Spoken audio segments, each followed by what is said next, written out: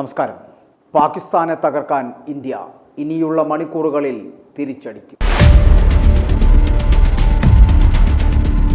പരിധി വിട്ട് പെരുമാറുന്ന രാജ്യം അത് ഏതാണെങ്കിലും തിരിച്ചടിയിൽ കുറഞ്ഞതൊന്നും കൊടുക്കരുത്.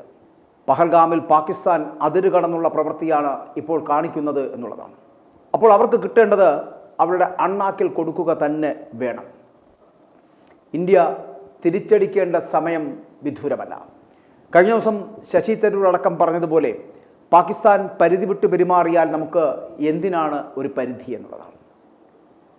പാകിസ്ഥാൻ നിരവധി തവണ ഇന്ത്യയിൽ ഭീകരാക്രമണം നടത്തിയിട്ടുണ്ട്. അത് ഒരു തിരക്കഥ പോലെ അവർ അത് ചെയ്യും, എന്നിട്ട് തങ്ങൾ അല്ല എന്ന് കൈ കഴുകും. പല സംഭവങ്ങൾ ഇതിനോടകം തന്നെ ഇത്തരത്തിലുണ്ടായിട്ടുമുണ്ട്. രാജ്യത്തിൻ്റെ ക്ഷമയ്ക്കും ഒരു പരിധിയുണ്ട്. പരിധിയില്ലാതെ പാകിസ്ഥാൻ പെരുമാറിയാൽ നമുക്ക് എന്തിനാണ് ഒരു പരിധി നമ്മൾ വയ്ക്കുന്നത് എന്നുള്ളതാണ്. ഖോരി, ഷഹീൻ, ഗസ്നവി മിസൈലുകളും 130 ആണവ പോർമുനകളും ഉൾപ്പെടെയുള്ള പാകിസ്ഥാന്റെ ആയുധശേഖരം ഇന്ത്യക്കെതിരെ പ്രയോഗിക്കാൻ വേണ്ടി മാത്രമുള്ളതാണ് എന്ന പാകിസ്ഥാൻ റെയിൽവേ മന്ത്രിയുടെ വെല്ലുവിളിയുണ്ടല്ലോ. അതിനുള്ള മറുപടിക്കായി കാത്തിരിക്കൂ ഹനീഫ് അബ്ബാസി എന്ന മുന്നറിയിപ്പ് നൽകേണ്ട സമയം അതിക്രമിച്ചിരിക്കുന്നു. ആണവായുധങ്ങളുടെ കണക്കുകൾ നിരത്തി ഇന്ത്യക്കെതിരെ ഭീഷണിയുമായി എത്തിയിരിക്കുന്നു ഒരു പഹയൻ. ഇവിടെ നിരത്തി വച്ചിരിക്കുന്ന എണ്ണം പറഞ്ഞ മിസൈലുകൾ ഒന്നും തന്നെ വേണ്ടിവരില്ല നിന്റെ രാജ്യത്തിന് എന്ന് മനസ്സിലാക്കുവാനുള്ള അവസരം അത് നേരിട്ട് കിട്ടാൻ സമയമായിരിക്കുന്നു അബ്ബാസി. ഞങ്ങളുടെ റഫാൽ, സുഖായ് മിസൈലുകൾ താങ്ങുവാനുള്ള കരുത്തുണ്ടോ ഹനീസ് അബ്ബാസി നിനക്കും നിന്റെ വാഴപ്പിണ്ടി സർക്കാരിനും എന്ന് ചോദിക്കേണ്ടിയിരിക്കുന്നു. ആർക്കും യുദ്ധം വേണ്ട. വികസനത്തിനും വളർച്ചയ്ക്കും യുദ്ധം നല്ലതല്ല. പക്ഷെ പാകിസ്ഥാനെ ഞെട്ടിക്കുന്ന ഒരു ആക്ഷൻ എടുക്കേണ്ടി വരും എന്നുള്ള കാര്യത്തിൽ സംശയമില്ല. അല്ലെങ്കിൽ ഇതിനിയും ആവർത്തിക്കും.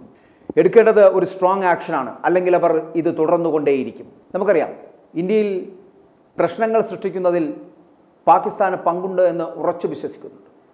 ഭീകരർക്ക് പരിശീലനവും ആയുധങ്ങളും നൽകുന്നുണ്ട്. എല്ലാ തരത്തിലുള്ള ഉത്തരവാദിത്തങ്ങളും പാകിസ്ഥാൻ നിഷേധിക്കുന്നതാണ് പതിവെങ്കിലും പിന്നീട് വിദേശ രഹസ്യാന്വേഷണ ഏജൻസികൾ ഉൾപ്പെടെ ഇടപെടൽ സംബന്ധിച്ചുള്ള തെളിവുകൾ പുറത്തുവിടാറുണ്ട്. അപ്പോൾ മാത്രമാണ് തിരിച്ചറിയുന്നത് ആരാണതിന് പിന്നിലെന്ന്. 2016 ഉറി ആക്രമണം, 2019 പുൽവാമ സംഭവത്തിനും ശേഷം ഇന്ത്യ വളരെ ശക്തമായ തിരിച്ചടിച്ചിരുന്നു എന്നുള്ളതാണ്. പക്ഷേ ഇത്തവണ പാകിസ്ഥാൻ അതിനേക്കാൾ ശക്തമായുള്ള തിരിച്ചടി നേരിടേണ്ടി വരും എന്ന് പറയട്ടെ. ഇപ്പോഴത്തെ സാഹചര്യത്തിൽ ശക്തമായിട്ടുള്ള സൈനിക നീക്കം നടത്തേണ്ട സാഹചര്യമാണ്. അതാണ് നടക്കാൻ പോകുന്നത്. ഇന്ത്യയുടെ ഭാഗത്തു നിന്നും ശക്തമായ ഒരു നടപടി, ആ നടപടി രാജ്യത്തെ ജനങ്ങൾ പ്രതീക്ഷിക്കുന്നുണ്ട്. അതെന്തായിരിക്കുമെന്ന്, എവിടെയായിരിക്കുമെന്ന്, എപ്പോഴായിരിക്കുമെന്ന് ആർക്കും തന്നെ അറിയില്ല എന്ന് പറയട്ടെ. പക്ഷേ പ്രതികരണം ഉണ്ടാകേണ്ടതാണ്. അപ്രതീക്ഷിതമായിട്ടുള്ള പ്രതികരണങ്ങൾ. സിന്ധു നദീജല കരാർ ഇന്ത്യ താൽക്കാലികമായി നിർത്തിവെച്ചതിനെക്കുറിച്ചുള്ള പാകിസ്ഥാൻ പീപ്പിൾസ് പാർട്ടി മേധാവി ബിലാവൽ ഭുട്ടോ സർദാരി നടത്തിയ പ്രതികരണങ്ങൾ അത് വെറും വാക്കായി മാത്രമേ കാണാനാകൂ. ഒരു രക്തച്ചൊരിച്ചിൽ ഉണ്ടായാൽ അതിൻ്റെ ഏറ്റവും വലിയ ദുരിതം നേരിടുക എന്ന് പറയപ്പെടുന്നത് പാകിസ്ഥാൻ തന്നെയായിരിക്കുമെന്ന് നമ്മൾ ഓർമ്മപ്പെടുത്തുകയാണ്. ഏപ്രിൽ 22 പഹൽഗാമിലെ ബൈസ്റൺ വാലിയിൽ ഭീകരാക്രമണമുണ്ടായത്. പൈൻ മരങ്ങൾക്കിടയിൽ നിന്ന് ഇറങ്ങി വന്ന ഭീകരർ വിനോദസഞ്ചാരികളെ വെടിവെച്ചു കൊല്ലുകയായിരുന്നു.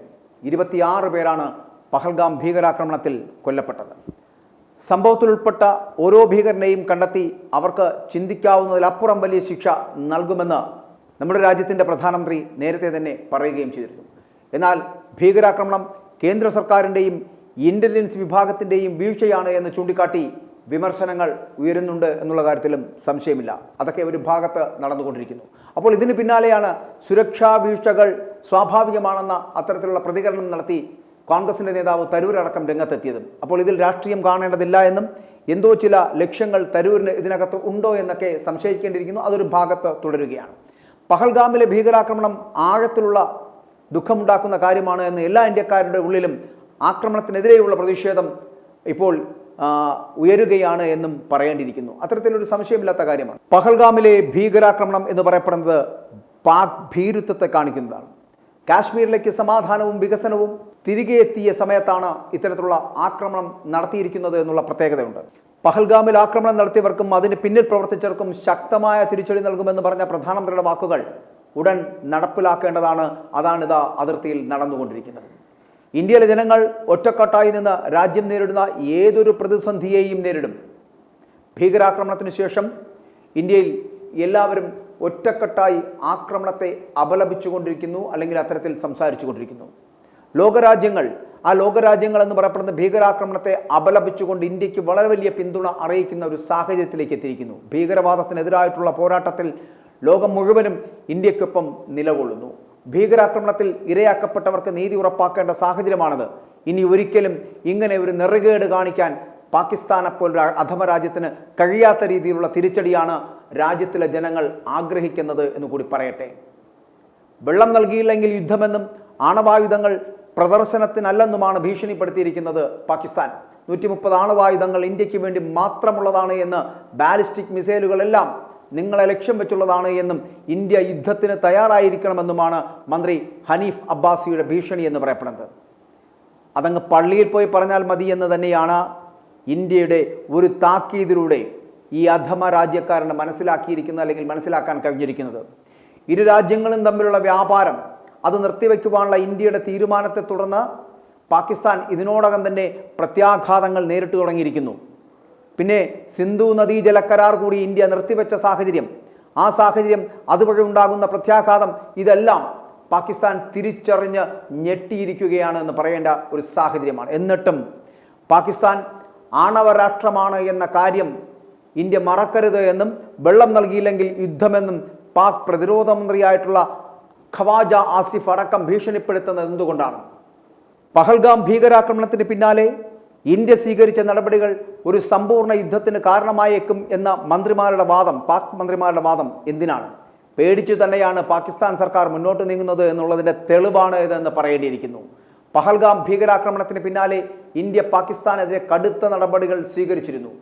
സിന്ധു നദീജല കരാർ റദ്ദാക്കിയതിന് പുറമെ പാക് പൗരന്മാരുടെ വിസകൾ റദ്ദാക്കുകയും ഉടൻ തന്നെ രാജ്യം വിട്ടുപോകാൻ നിർദ്ദേശം നൽകുകയുമൊക്കെ ചെയ്തിരുന്നു.